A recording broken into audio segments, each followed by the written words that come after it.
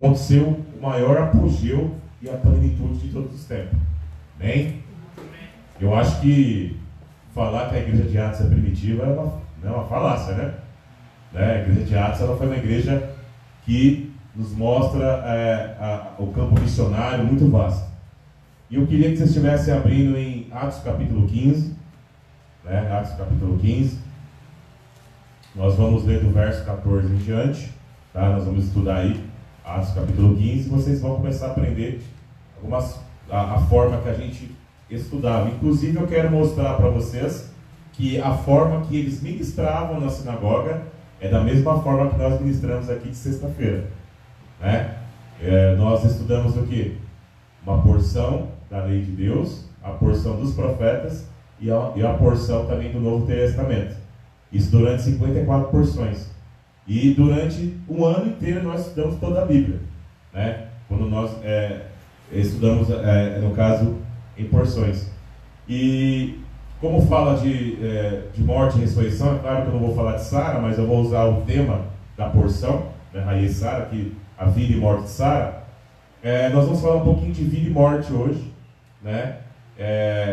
O sacrifício do Messias, o que a morte fez, o que a ressurreição fez, a importância dele. Então isso vai ser muito importante para a gente entender, né? Até a questão de quem tem vontade de fazer o campo missionário. Então nós vamos fazer um estudo um pouquinho mais profundo hoje, amém? Quem pode ler para mim o verso 14 e 15 de Atos capítulo 13, eu falei 15, né? Foi. Isso, Atos capítulo 13, perdão. Atos capítulo 13, verso 14 e 15. E eles, saindo de Perge, chegaram a Antioquia da Pisídia, e entrando na sinagoga no dia de sábado, assentaram-se. E depois da lição da lei dos profetas, lhes mandaram dizer aos principais da sinagoga: Homens e irmãos, se tendes alguma palavra de consolação para o povo, falai. Amém, glória a Deus. Ou seja, Paulo, no seu tempo de peregrinação, né, o que aconteceu? Ele saiu de Antioquia da Síria e foi para Antioquia da Pisídia, né, onde era a atual Frígia, né? Então ele chegou no seu campo missionário e ele entrou na sinagoga de lá, né? E todo o ambiente sinagogal do primeiro século deu origem às formas de culto que temos nas igrejas hoje, né? Essa liturgia de culto que nós temos hoje é muito semelhante ao sistema sinagogal daquela época, né? E o líder da sinagoga, que era chamado de Rosh naquela época, ou presbítero, ou bispo, né? Ele deu a oportunidade para alguém falar, né? Eles ministravam, né? E como que era feita essas ministrações, assim? É da forma que nós ensinamos aqui, só que naquela época era de uma forma um pouco mais profunda, né? Eu pego bastante leve aqui com vocês aqui, porque naquela época eles estudavam, né? A carga horária era maior. Aqui nós temos um horário de mais ou menos 1 hora para a gente estar estudando, e lá eles estudavam de 2 a 3 horas. Então imagine, né, como que era a carga de estudos. E o culto era da mesma forma que nós fazemos aqui. Era um culto participativo, né? E quais eram os livros que eles estudavam naquela época? Que hoje em dia nós temos o Novo Testamento, assim dizendo, né? E temos o quê? O Velho Testamento. Naquela época existia o Novo Testamento? Não. Sim ou não? Não. E por que não? Está começando a ser Isso, escrito. estava sendo escrito, muito bom. Então, quando eles falam lei e os profetas, ele está se referindo ao quê? Ao Velho Testamento, lei e os profetas? Né? Qual que é a lei de Deus na Bíblia? A Torá. Isso, a Torá. O que é a Torá na Bíblia? São os 5 primeiros livros da Bíblia. Isso, são 5 primeiros livros da Bíblia chamados de Torá. Torá significa o quê? Instrução ou ensino. Vem do verbo? Yará. Isso mesmo, o verbo guiar. Então, ou seja, a Torá, ela era o prólogo. Você sabe o que é o prólogo? O prólogo seria a base que deu origem a toda a Bíblia. Quando os profetas, eles profetizavam dentro dos ensinos da Torá. Quando eles traziam mensagens futuras, eles tinham visões, eles traziam dentro do ensino da Torá. Então, por exemplo, eles ensinavam a Torá e os profetas dentro de uma redenção de um Messias, que no caso já tinha vindo aí, mas que voltaria para concluir todas as coisas. Então, quando Paulo chega na sinagoga ali, e ele vê que era necessário ali, que muitos ali não criam ainda que Cristo era o Messias, ele precisou de uma retórica para ensinar, né? E ele começou essa retórica, né? Quem pode ler o verso 16 e 17? Então Saul pôs-se em pé e assinou com a mão e disse: Amigos de Jerusalém e tementes a Deus, ouçam-me. O Deus do povo de Israel escolheu nossos pais e fez o povo crescer durante a permanência no Egito como estrangeiro e com braço estendido, e os fez sair daquela terra. Glória a Deus. Ou seja, Paulo, né? Aí você leu na judaica, né? Shaul é o nome de Paulo, né? É uma transliteração de Saulo, né? Tem pessoas que acham que Paulo, depois que ele se converteu, ele trocou de nome, né? Mas não é bem assim. Como Paulo ele nasceu em Tarsas, ele tinha dupla nacionalidade. Todo judeu que nascesse fora de Israel, ele tinha dois nomes: o nome de diáspora, que era Paulus, né, que é o nome grego, e o nome de batismo, que era Shaul. Fala Shaul. Shaul, transliterado para o português, é Saulo. Então, na diáspora, ele era conhecido como Paulus. E em Israel, ele era conhecido como Shaul. Tinha dois nomes. No entanto, se você pegar os primeiros livros de Atos, você vai ver ali as cartas o quê? Você vai ver que sempre tinha judeus que tinham, no caso, dois nomes, porque eles viviam na diáspora. E o mais interessante que a Janinha leu aí, que Paulo começa com uma grande retórica. Ele começa o quê? Ele começa a pregar a Torá, né? No caso, na sua Bíblia, onde está escrito que o povo foi tirado do Egito? Em Êxodo, não é? Êxodo. Então você vê que ele começa uma retórica de Êxodo ali, né? Que Deus tirou o povo do Egito. Ele começa a explicar dessa forma, né? Para dar uma ênfase, para ministrar na sinagoga ali. Quem pode ler o verso 17 e 18? Eu. Pode ler. O Deus deste povo de Israel escolheu nossos pais e exaltou o povo durante sua peregrinação na terra do Egito, donde os tirou com braço poderoso, e suportou-lhe os maus costumes por cerca de 40 anos no deserto. Ou seja, quando Paulo está ensinando, ele está falando o quê? Ele está dando um resumo do livro de Êxodo. Amém? Para quê? Para ele explicar sobre o Redentor de Israel e o nosso Redentor, que é Jesus, era necessário ele entrar na história para que o povo cresça e acreditasse, né? Quem pode ler o verso 18 e 19?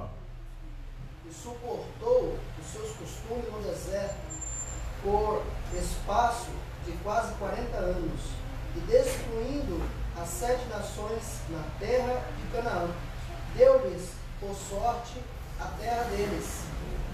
Glória a Deus. Ou seja, essa parte que o Júlio já leu aí, Paulo já começa a falar o quê? No finalzinho de Deuteronômio, e entra no livro de Josué. Qual a história? Onde conta a história de tomar posse da terra? Não é no livro de Josué? O livro de Josué, que tipo de livro que é? Ele é um livro profético ou um livro é um simples escrito? Profético, exatamente. Josué faz parte dos profetas históricos, né? Então, ou seja, você vê que o apóstolo Paulo, para falar de Cristo, ele começou a trazer toda uma retórica, toda uma raiz. Por quê? Porque quando nós formos falar da redenção de Cristo, é necessário nós apresentarmos um princípio. Vocês acham possível eu mostrar um Messias sem identidade? Naquela época, tanto para ministrar ele, né, Janinha leu alguns versos acima, vocês viram que tinha os tementes a Deus. Quem eram esses tementes a Deus na sinagoga? Sabe quem era? Esses tementes a Deus que estavam junto com os judeus ali eram os gentios. Então, por exemplo, você tem historicamente judeus e não judeus congregando juntos na sinagoga. Eles eram chamados de tementes a Deus. Alguém aqui lembra da história de Cornélio? Cornélio, ele não é chamado de temente a Deus? Sim. Cornélio ele era um judeu? Não. Ele foi o primeiro gentil que Pedro ministrou. Apresentou Jesus. Então isso é muito importante para você conhecer a sua fé. Seria a forma que era ministrado naquela época. E Paulo, ele não apresentou o Messias de uma forma sem base. Ele apresentou uma base para apresentar o Messias. Então isso é muito importante. Quem pode ler o 20 e o 21? Verso 20 e 21. E depois disso, por quase 450 anos, lhes deu juízes até o profeta Samuel. E depois pediram a um rei, e Deus lhe deu por 40 anos a Saul, filho de Cis, varão da tribo de Benjamim. Glória a Deus. Ou seja, onde a Tati leu aí, ela falou o quê? Ele já começou a falar do quê? Do livro de Juízes, né? Juízes também é um livro, no caso, histórico ou um livro profético? Profético, faz parte também dos profetas históricos. Então você vê que Paulo está fazendo o quê? Para fazer uma retórica de ensino, Paulo fez o quê? Ele chocou textos.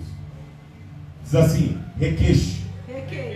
Requeixe em hebraico é quando você pega duas pedras assim, bate e choca para dar faísca. Quando os rabinos do primeiro século ensinavam a Bíblia, eles falavam que esse tipo de ensino que Paulo está dando era um requeixe. Ele pegou um texto daqui, histórico, chocou com outro texto e começou a passar uma retórica para começar a falar do Messias. Se você perguntar hoje, né, sobre o nosso Messias Jesus Cristo, você sabia que tem pessoas que não sabem que Jesus era judeu? Sabia disso? Sabia, tem bastante gente. Sabia? É verdade. Uma vez um pastor falou para mim assim: pastor, mas não, Jesus não era judeu, ele era galileu. Eu falei, mas uma criatura, a Galileia fica na onde? Na Arábia? Na Arábia? Ele era judeu da Galileia. Ele era judeu. Mas tinha pessoas que não, tem pessoas que não sabem disso. Por quê? Porque esse tipo de pregação que Paulo está fazendo é algo que não está sendo ensinado hoje. Pegar uma base para se falar de Messias. E até para você formular mais a sua fé. Pastor, até que na crucificação estava a placa escrita Jesus, Rei dos Judeus. Exatamente. Não tem como. Rei dos Judeus estava escrito. Exatamente. Todo mundo viu. Mas tem pessoas que não. Porque o Walter, o cristianismo ele começou a sair tão longe do foco que hoje as pessoas elas lê só um versículozinho bíblico e não estudam mais a Bíblia. E o que vai fortalecer a nossa fé é de entender como que era ministrado para a gente aplicar na nossa vida. Amém? Quem pode ler o verso 21 e 22? Então eles pediram um rei e Deus lhes deparou Saul, filho de Quis, da tribo de Benjamim, e isto pelo espaço de 40 anos. Pode ler. E tendo tirado a este, levantou-lhes o rei Davi, do qual também dando testemunho disse: achei Davi, filho de Jessé, homem segundo o meu coração, que fará toda a minha vontade. Glória a Deus. Ou seja, ele chegou até Saul, que o povo pediu um rei, né? O povo queria imitar as outras nações. Deus deu rei, né? Deus lá em Samuel diz que o Espírito de Deus vem em Saul. Só que Saul, no decorrer do seu reinado, ele começou a se desviar. E Deus fez o que? Levantou Davi. E por que o apóstolo Paulo usou essa retórica histórica até Davi? O que vocês acham? Por quê? Por que ele teve que chegar a retórica até Davi? As descendências? Isso, muito bem. O Messias não tem que ser na casa de Davi? Sim. Então como que você vai provar para um povo que não conhece o Messias se você não mostra a descendência? Porque se você começa uma retórica para falar do nosso Salvador Jesus Cristo, Yeshua, que ele veio da casa de Davi, como que as pessoas iriam acreditar nas profecias? Não é verdade? Então ele teve toda uma retórica para quê? Para mostrar que Jesus era o Messias. Para mostrar que ele era o Redentor da humanidade. Ele teve que chegar até a casa de Davi. E Davi segundo o coração de Deus. Por quê? Nós vamos discorrer aí um pouquinho mais para baixo. Vocês vão ver o quê? Que o apóstolo Paulo, ele citou alguns salmos davídicos. E essa citação de salmos davídicos e chocando com os textos dos profetas, vocês vão observar aí, que foi comprovado que ele era o Messias. Quem pode ler o verso 23 e 24? Em cumprimento de sua promessa, Deus trouxe Israel dentre os descendentes desse homem, um libertador, Yeshua. Antes da vinda de Yeshua, Jonas proclamou todo o povo proclamou todo o povo de Israel uma imersão relacionada com voltar-se a Deus, abandonando o pecado. Quem pode ler outra versão aí? 24? É o 23 e 24.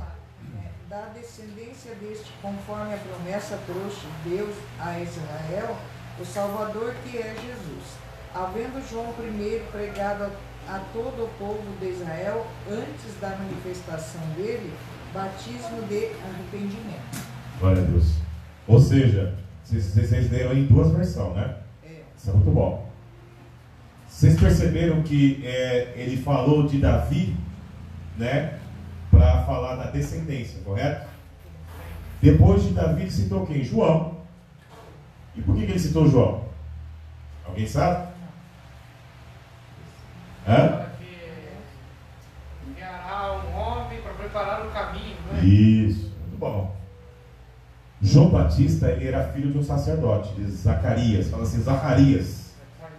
Zacarias, que é Zacarias em hebraico, significa Adonai lembra. Ou o Senhor lembrará. Né? Então até o nome do sacerdote Zacarias, no caso, é profético. Ou seja, quando João começou a fazer parte de um cumprimento profético na Israel, o João Batista ele era muito famoso. No entanto que ele conseguiu fazer um mover de arrependimento coletivo. E lá no Evangelho de Mateus, no capítulo, em Lucas 20, na parábola dos maus lavradores, alguns sacerdotes começam a questionar Jesus e falam assim: com que autoridades tu ensina?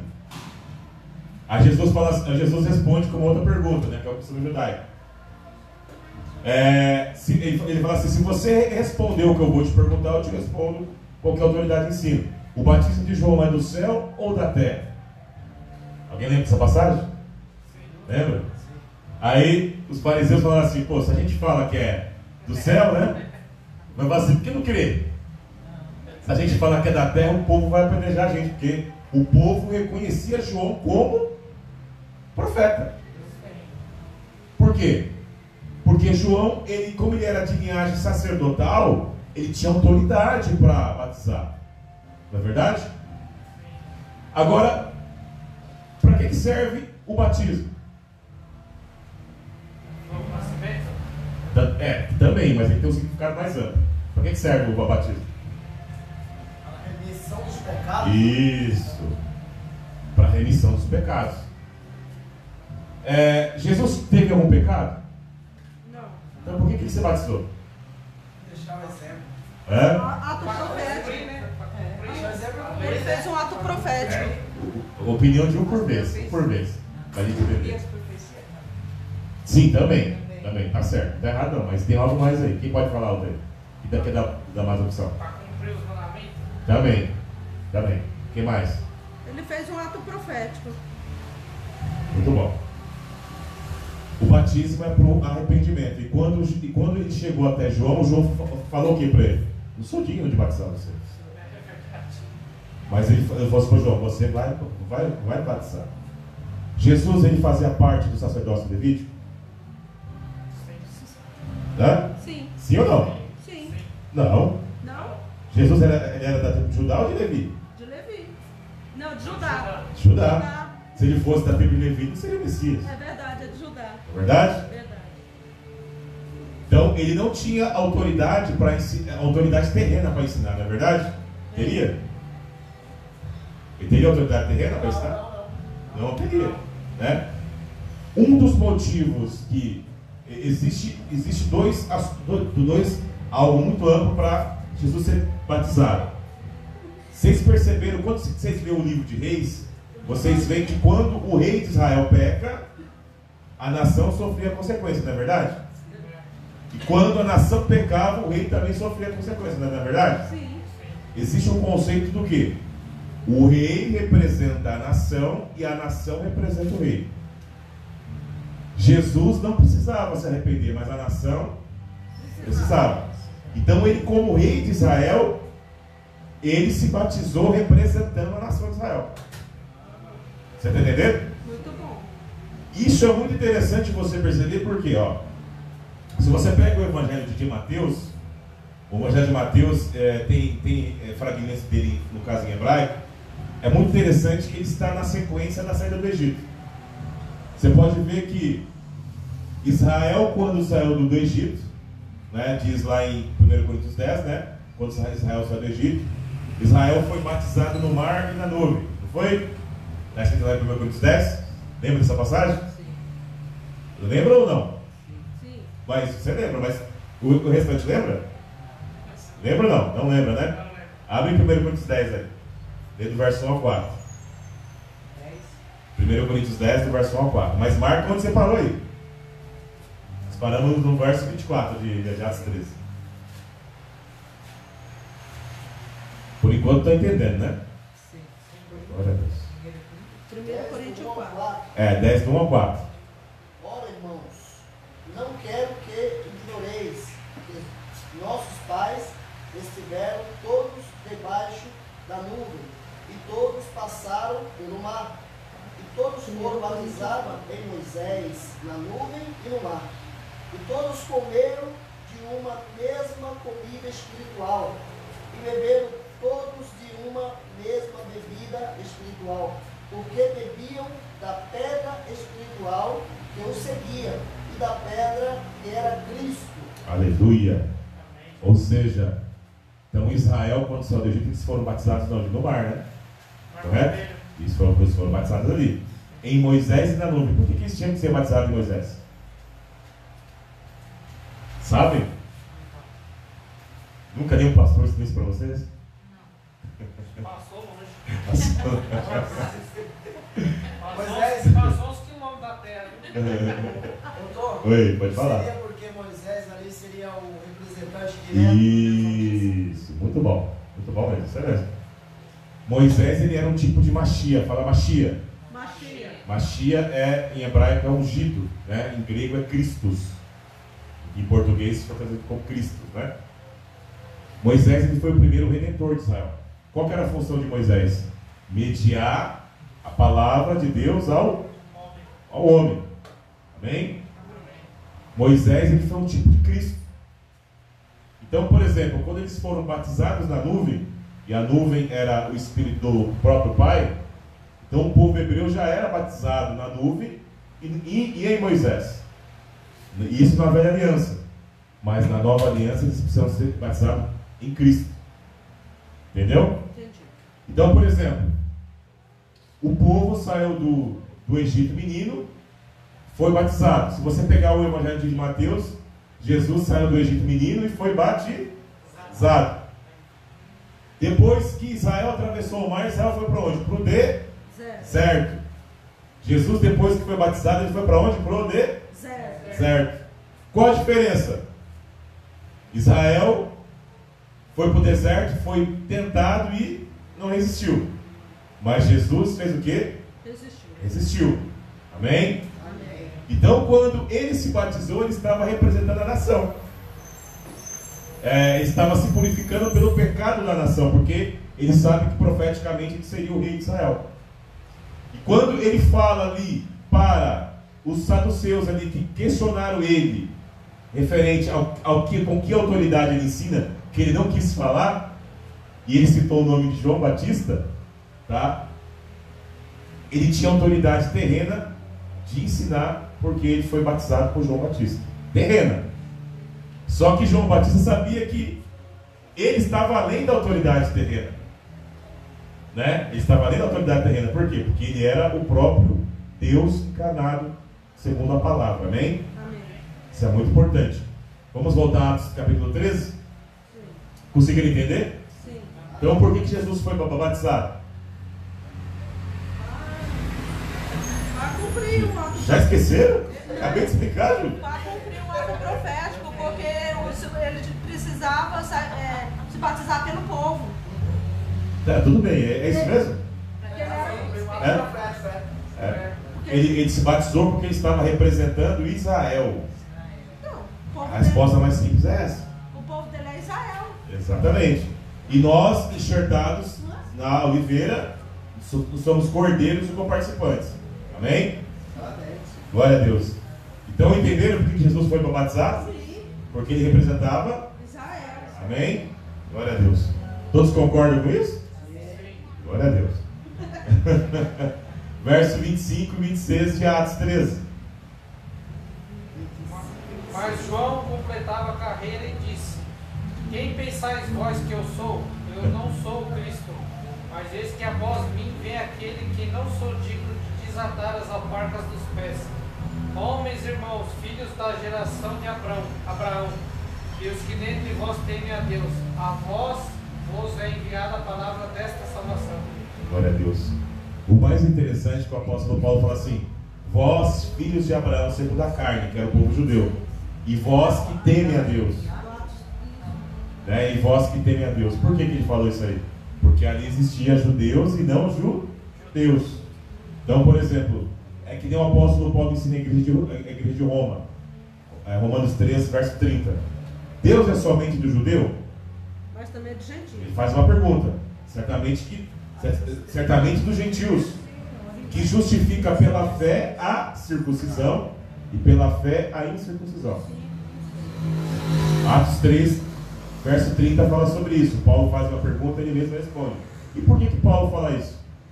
Os judeus são chamados os da circuncisão e os gentios são chamados de incircuncisos, né? Ou seja, Deus não é só Deus dos judeus, mas também é nosso Deus. E tanto nós quanto os judeus são justificados pela fé em Cristo. Então por isso que Paulo está ensinando assim, vocês tementes a Deus, porque ele está falando isso. E ele começou uma história de João, por quê? Quando João começou a batizar no Mar Morto, ali próximo a Jericó, ele fez o cumprimento profético de Ezequiel 36, das águas purificadoras, né? Porque ali em Ezequiel, Deus fala para Ezequiel que ele, no tempo determinado, santificaria o seu nome e transformaria o coração de pedra num coração de carne e derramaria o seu espírito sobre o povo e aspergiria água pura sobre o povo. E ele seria o Deus desse povo e nós seríamos o seu povo. O mais interessante é que ali em Ezequiel 36 ele não especifica apenas ao povo de Israel, mas ele especifica para que aquele que fosse purificado também seria considerado povo. Amém? Então você que está aqui essa noite, você é povo, porque você foi purificado e você tem feito com o seu coração de pedra se transforma no coração de carne. Amém? Verso 27 e 28.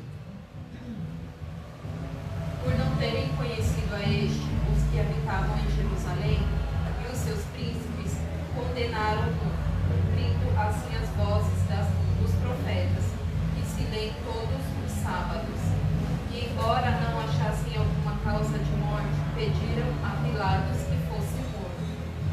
Glória a Deus. Ô, Genete, lê na sua versão esses dois versículos. Atos 13, verso 27 e 28. Né?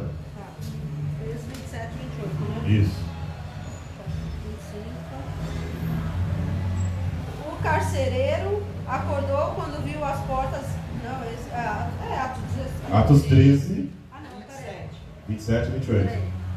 27? 28. Tá. Porque o povo que vive em Jerusalém e seus líderes não reconheceram que era Yeshua, nem entenderam a mensagem dos profetas a cada Shabat. Desse modo, cumpriram essa mensagem ao condená-lo, e eles não conseguiram encontrar nenhuma base legítima para a sentença de morte. entretanto Pilatos que o executasse. Vocês viram que na tradução dela está escrito Shabat, né? Sim. E por quê? O original, né? Hã? Que era no sábado. É. Sábado. Descanso. Isso, o dia de descanso era o sábado, né? E o sábado, o nosso calendário, que é o calendário católico, né? O dia vira meia-noite, né? Só que no calendário bíblico é de pôr do sol a pôr do sol, às 18 horas. 8 horas. É. 6 horas. Isso, às 18 horas. Isso. Então, por exemplo, se nós estivéssemos voltando na época de Jesus, hoje era o quê? Era Shabat. Por que a gente complementa com Shabbat Shalom? Descanso de paz. Porque sim, profeticamente seria o aniversário da criação. E seria o dia que eles separavam para estudar a Bíblia. Você pode ver que eles paravam o quê? No sábado para estudar a Bíblia. E o milênio será o quê? O Shabbat milenar, o descanso milenar. Onde Satanás vai ser preso ali em Apocalipse 20, é chamado o quê? Shabbat milenar. Nós estamos vivendo o sexto milênio. Aliás, nós estamos vivendo o sexto. Nós vamos entrar agora no sétimo, no caso milênio. E esse sétimo milênio simboliza já a volta de Cristo, onde Satanás vai ser preso por 1000 anos. Então, por exemplo, eles estudavam no Shabat porque o Shabat ele representava o dia de redenção, o descanso milenar. Lá em Hebreus 4 não fala que ainda falta um Shabat ao povo de Deus? Sim. Né? Alguém lembra dessa passagem? Lá em Hebreus capítulo 4 fala que Josué não conseguiu dar um descanso, mas resta ainda um sábado ao povo de Deus, que é Shabat. Por que ele fala isso? Porque ele sabia que o Shabat pleno seria a vida através de Cristo. Amém? Você tem que ler um pouquinho mais a Bíblia, vocês, hein? Tem que estudar um pouquinho mais a Bíblia, porque eu estou citando às vezes aqui, vocês não estão lembrando.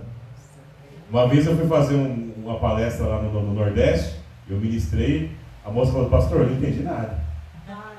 Aí eu sentei com ela e falei, tudo bem, depois da palestra eu te ensino. Ela continuou não entendendo, eu falei, mas você lê a Bíblia? Ela, não. Isso aí eu entendi, É o mas eu não mínimo sei que como o crente tem que explicar. fazer. É Né? o meu mínimo. Porque, mesmo que você não entenda, se eu citar alguma coisa aqui, vocês vão lembrar. Então, eu lembrei, mas não sei como explicar. Né? Mas depois a gente vai ler lá.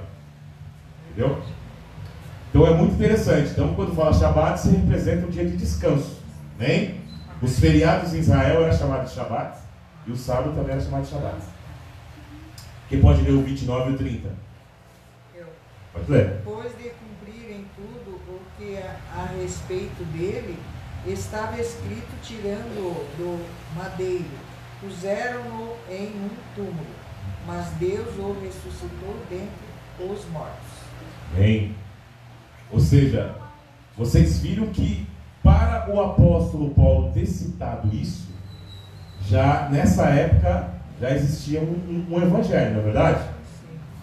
Ele não tinha um cânon bíblico do Novo Testamento montado, mas você viu que ele citou algo que está escrito nos evangelhos? Você percebeu isso? E nessa época aí já fazia o quê? Já fazia aproximadamente quase 30 anos que Jesus tinha subido aos céus. Já fazia bastante tempo. Então você viu que o apóstolo Paulo não tinha apenas como escritura a lei e os profetas, mas ele também usava escritos que ensinavam que Jesus tinha ressuscitado, né? E onde que fala onde que fala sobre isso? Mateus 27, Lucas, capítulo 25, 26, verdade? Glória a Deus. Quem pode ler o 30 e o 31? Mas Deus ressuscitou dos mortos, e ele por muitos dias foi visto pelos que subiram da Galiléia a Jerusalém, e são suas testemunhas para com o povo. Ou seja, os testemunhos de Jesus eram tão profundos, porque até o próprio Flávio Joséfos, que não era, no caso, um cristão, ele relatou historicamente sobre o testemunho de Jesus. Então, por exemplo, fora da Bíblia, nós temos esses históricos também do testemunho dele. Você viu que o tipo de retórica que Paulo teve para ministrar na sinagoga? Vocês têm visto esse tipo de ensinamento hoje nas igrejas? Hoje é prosperidade, pastor. Hoje é só prosperidade. Não fala da história de Jesus, né? Acho que não dá lucro, né? Nem Gênesis, nada. Criação, nada. Não fala mais nada. É verdade? Como vai enriquecer, como você vai ser É verdade. bem-sucedido financeiramente, só isso. E não ensina como bem sucedido. Se você for bem sucedido em Cristo e estudar, você vai ter bens financeiros. Não é verdade?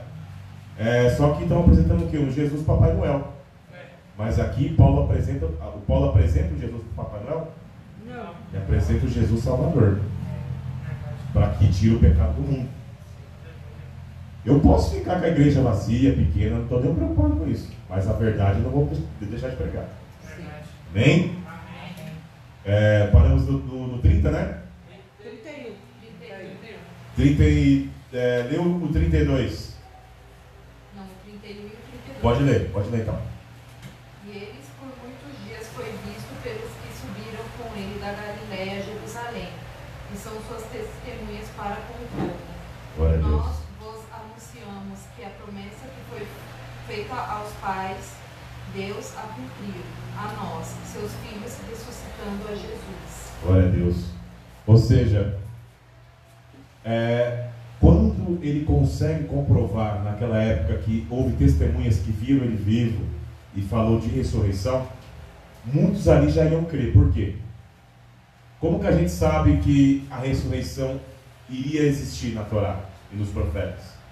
Primeiro, na Torá, Deus fala para Moisés que ele era o Deus dos vivos e não o Deus dos mortos. Vocês lembram dessa passagem? Sim. Se Deus fala que ele é o Deus dos vivos, então ele está passando que ele é o Deus que vai ressuscitar quem é vivo, quem está morto. Porque, por exemplo, se você morrer hoje, ele vai ser o seu Deus? Né? Vai ou não? Não, já estou morta. Você está morto. Só que o apóstolo Paulo nos ajuda a entender isso. Se cremos que morremos com Cristo, cremos que com Ele viveremos. Amém? Amém. Então, se você bater as botas hoje, você pode ter certeza que você vai celebrar naquele grande dia. Porque o seu Deus é o Deus dos vivos. E se você morreu em Cristo, você, nova criatura, será. Amém? Então, o povo sabia da ressurreição. Então, por exemplo, se o povo pensou assim, peraí, se esse Jesus aí foi as primícias dos que dormem, então veja bem, esse camarada é o Messias, porque ele venceu a morte que foi colocada ao mundo. Ou seja, vai falar aí que ele não sofreu corrupção, mas está mais um pouquinho à frente a gente vai ler. Lê o verso 33. Bom, se eu bater as botas hoje, ainda hoje eu vou ver ele. Glória a Deus. Lê o verso 33. Como também está escrito no Salmo 2: Meu filho és tu, hoje te gerei. Opa, Paulo já começa a citar os Salmos, né? Quem pode abrir no Salmos 2,7? Salmos 2,7. Pode ler do verso 1 ao 7, que é curtinho. Salmos 2, do verso 1 ao 7. Salmos 2. Do verso 1 ao 7. Porque se amotinam os gentios e os povos imaginam coisas vãs. Os reis da terra se levantam e os governos consultam juntamente contra o Senhor e contra o seu ungido, dizendo: rompamos as suas ataduras e sacudamos de nós as suas cordas. Aquele que habita no céu se rirá, o Senhor zombará deles. Então lhes falará na sua ira e no seu furor os turbará. Eu, porém, ungi o meu rei sobre o meu santo monte de Sião. Aleluia. Proclamarei o decreto. O Senhor me disse: tu és meu filho, hoje eu te gerei. Aleluia. Eu hoje te gerei. Ou seja, Paulo sabia que esses salmos eram os salmos proféticos. E você sabia que esses salmos aí, a profecia dele aconteceu pela metade, não aconteceu tudo ainda? Por quê? Jesus está reinando de Sião, hein? Ele tá reinando de Sião? Sim ou não? Não. Ele vai reinar de Sião quando ele voltar. Sim. Né? E ele vai fazer o quê? Vai fazer com que as outras nações sejam subjugadas a ele. O que fala Isaías 2:2? A lei sairá de Sião e de Jerusalém o seu Redentor, Salvador. Isso já se cumpriu? Não. Quando houve o Pentecoste, eles estavam onde? Eles estavam no Monte Sião. Ou seja, o cumprimento, metade da profecia já começou. O pessoal recebeu o Espírito ali, né? Foi na nova aliança. Mas, lá em Apocalipse, diz que ele vai reinar de Sião. Que todas as nações vão ter que ir de ano em ano prestar contas para ele lá. Isso já aconteceu? Não. Então, por exemplo, isso vai acontecer. Então, por exemplo, ao mesmo tempo que Paulo está falando assim que Deus gerou o seu filho, Paulo estava falando de algo que iria acontecer no dia da ira do Senhor. E o dia do Senhor, o dia da ira do Senhor será o dia do juízo, onde ele vai subjugar as nações. Amém? Amém. Você viu que retórica bonita que Paulo usa para ministrar? Sim. Quem pode ler o verso 34? E que ressuscitará dentre os mortos para nunca mais tornar a corrupção. Disse-o assim: as santas e fiéis bênçãos de Davi vos darei. Glória a Deus. Sabe onde está escrito isso? Quem pode ler Isaías 55, do verso 1 ao 13? É aqui na minha apareceu uma referência aqui, isso mesmo. É, né? 55, 3. Apareceu. Tremendo, hein? Isaías 55, do verso 1 ao 13. 55, 1 ao 3. Eu tenho uma Bíblia católica lá em casa que tem tudo marcadinho. É boa aquela Bíblia, viu? Eu uso os textos canônicos dela. Muito bom. E diz assim, então: pode ler. Ó vós, todos os que tendes sede, vinde as águas, e os que não tendes dinheiro, vinde e comprai, e comei. Sim, vinde e comprai sem dinheiro e sem preço, vinho e leite, porque gastais o dinheiro naquilo que não era pão, e o produto do vosso trabalho naquilo que não pode se satisfazer. Ouve-me, atenta-me, e comei o que é bom, e a vossa alma se deleite com a gordura. Inclinai os vossos ouvidos e vinde a mim.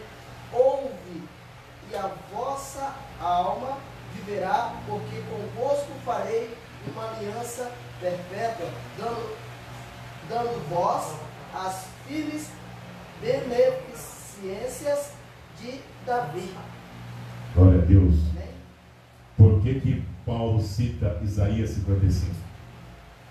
Porque aí o profeta Isaías ele está se referindo tanto ao exílio babilônico quanto às 10 tribos perdidas do reino do norte. E ele fala que Deus fez uma aliança com a casa de Davi. Como que ele sabe disso?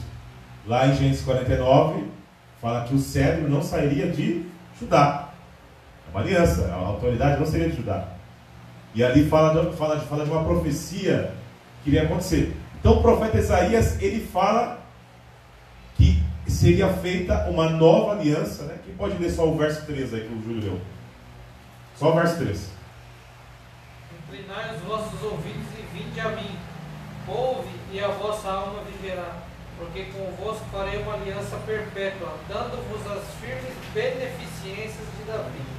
Ou seja, onde está a aliança perpétua em hebraico fala assim, Brit Olam.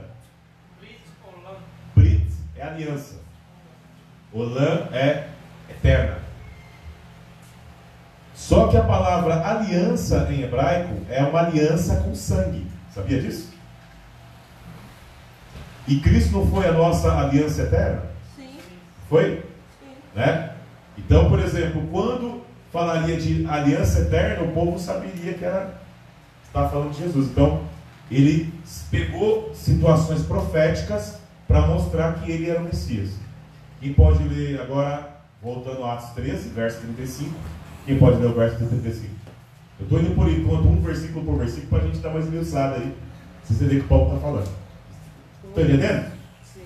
Glória a Deus. Por isso também diz em outro salmo: não permitirás que o teu santo veja corrupção. Aleluia, isso. Salmos 16, verso 10.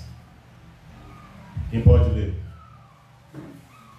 Salmos 16, verso 10.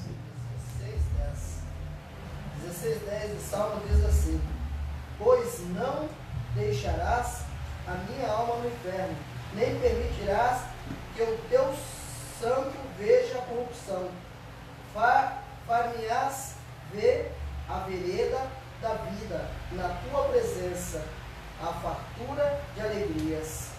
Ou seja, A tua mão direita há delícias perpetuamente. a tradução do Júlio traduziu Sheol como inferno, né? Uma tradução meio ruim, né? Traduções, só a parte de inferno. A palavra hebraica aí, onde está inferno, é Sheol. Sheol é cova, sepultura. Cova ou sepultura. Não tem nada a ver com o inferno, mas tudo bem. Essa palavra não existe, né, pastor? Não existe essa palavra, foi Jerônimo que colocou essa palavra na Bíblia. Foi ele, né? Inferno significa em latim abismo, né? E a palavra hebraica é Sheol, em grego está Hades, que é lugar dos mortos, sepultura, né? O mais interessante é o quê? O que Davi está falando aí? Que é esse salmo, nós salmos Davi. Que Deus não iria deixar a alma dele na sepultura. Por quê? Porque iria haver ressurreição. Então você vê que o apóstolo Paulo ele fez uma retórica de chocar textos que falam de profecias de aliança eterna, de ressurreição, para explicar Jesus. Vocês viram isso? Conseguiram perceber? Começou lá de Moisés. Começou lá de Moisés, ele fez toda uma retórica. Agora imagine quanto tempo ele não ficou pregando ali, né? É verdade. Né? Mais de uma hora, né? A gente está aqui quase dando o horário. Eu estou passando isso para vocês por quê? Porque quando os apóstolos ministravam, eles não usavam só o Novo Testamento que não existia ainda. Eles usavam toda a Bíblia. E hoje as igrejas falam assim: ah não, começa a ler o livro de Mateus ali. Você aprender a Bíblia. Mas como você vai aprender Mateus se você tem que ir lá atrás de se aprender? Como que aconteceu as coisas? Tem que ler a Bíblia inteira. Não é verdade? Glória a Deus. Quem pode ler o 36 e o 37? Porque, na verdade, tendo Davi servido a sua própria geração, conforme o desígnio de Deus, adormeceu, foi para junto de seus pais e viu Corrupção. Pode ler mais, pode ler o 37 e o 38. Porém, aquele a quem Deus ressuscitou não viu corrupção. Tomai, pois, irmãos, conhecimento de que, se vos anuncia remissão de pecados, por intermédio deste, e por meio dele, todo o que crê é justificado de todas as coisas das quais vos não pudeste ser justificados pela lei de Moisés. Muito bom. Você deu até o 38, né? 39. 39, né? Isso. O que Paulo quis falar aí? Que em Jesus você é justificado, mas pela lei de Moisés você não é justificado. O que Paulo quis falar aí? Quem quer dar uma opinião?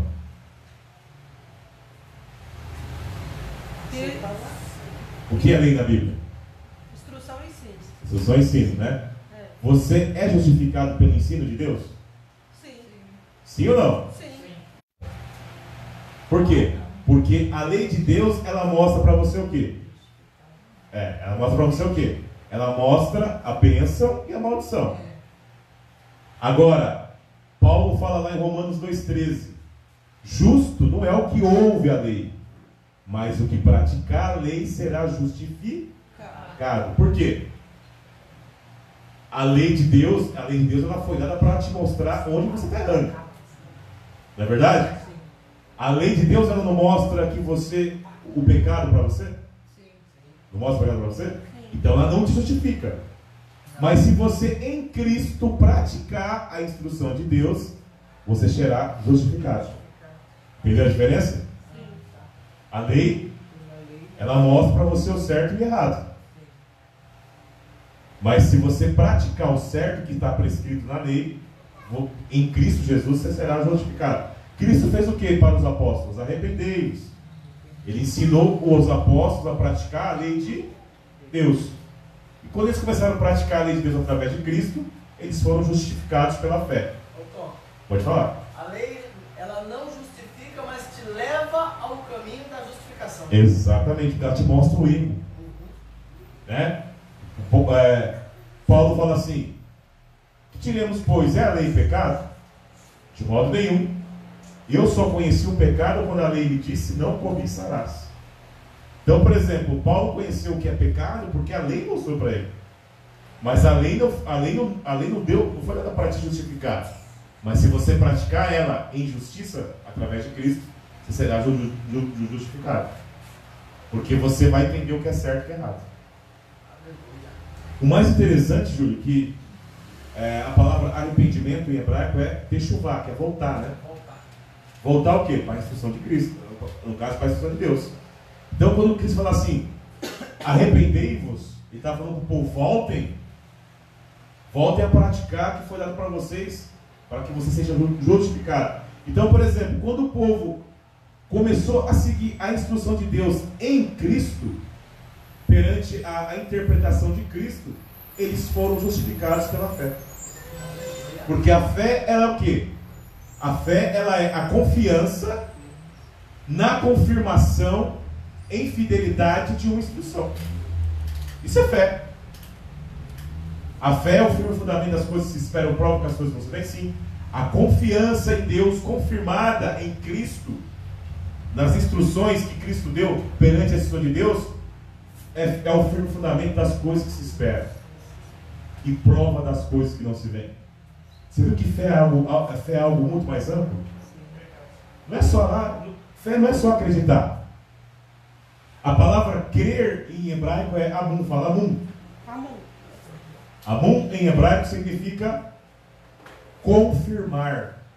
Então crer não é só acreditar em hebraico. Crer é confirmar. Como que você vai confirmar uma fé sem uma instrução? Já pensou nisso? É possível confirmar uma fé sem instrução? Não tem como.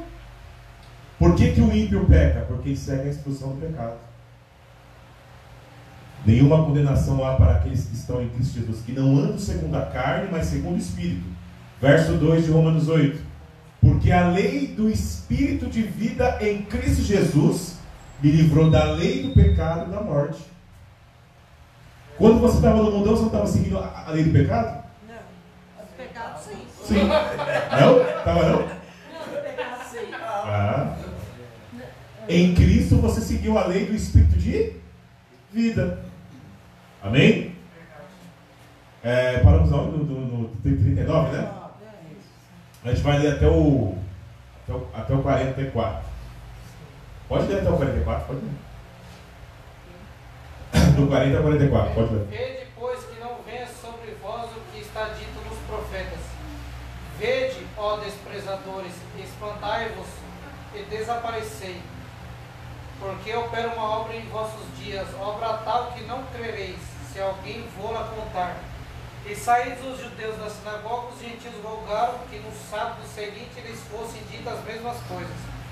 E despedida a sinagoga, muitos dos judeus e dos prosélitos religiosos seguiram Paulo e Barnabé, os quais, falando-lhes, os exortavam a que permanecessem na graça de Deus. E no sábado seguinte ajuntou-se quase toda a cidade para ouvir a palavra de Deus. Ou seja, de Shabat a Shabat, essa pregação de Paulo fez com que a multidão toda viesse, né? A gente não vai continuar o restante porque não vai dar tempo. Mas se a gente ler o contexto aí, vocês vão ver que multidões vieram com essa ministração de Paulo.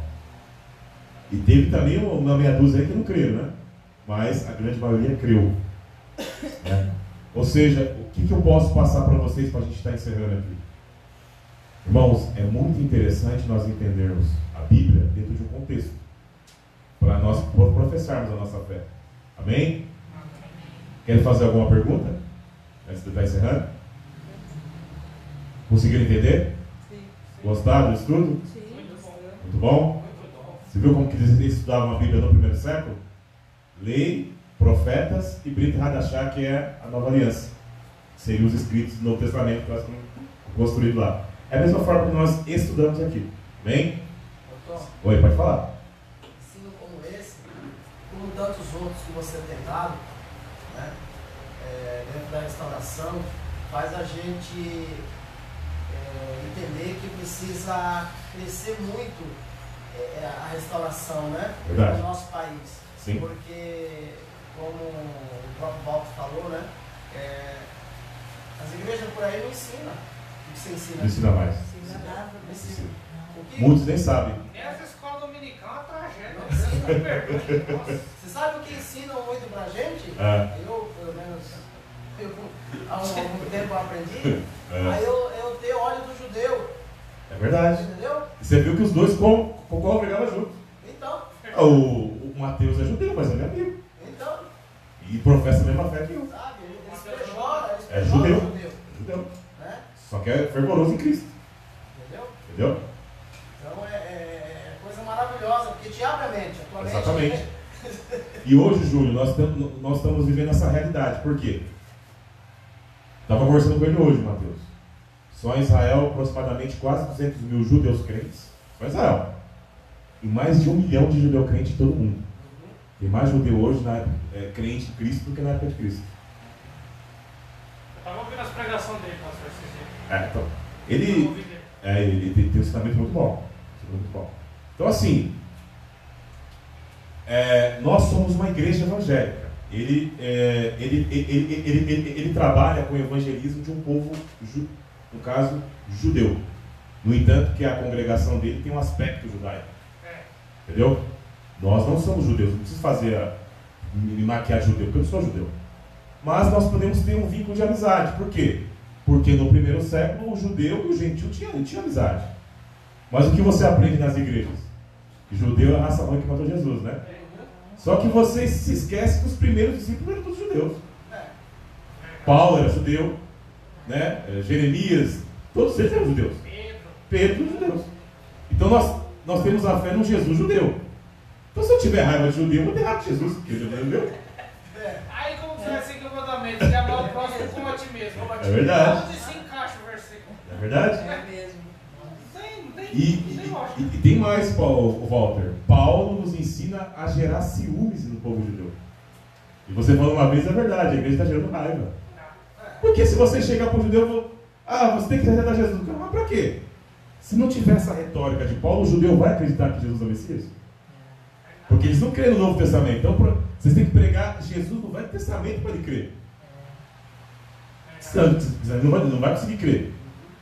E qual que é o papel que o Mateus está fazendo todo esse tempo aqui? Eles têm um trabalho forte lá em Israel de evangelizar o povo judeu. São perseguidos. Eu não vou falar no que ele vai contar lá no sábado. Ele vai contar o que acontece lá em Israel com o judeu que crê em Jesus. É mais perseguido do que você. Eles perdem o emprego. Quando ele fala que eles perdem o emprego. O pai e a mãe põem para fora de casa. É terrível, irmão. Acontece muito com o muçulmano também. Exatamente, é terrível. O pessoal falou Jesus lá, os pais põem na hora da pra fora. Exatamente. Na hora pra fora. Se você for um não judeu e for para Israel lá, você é tratado super bem.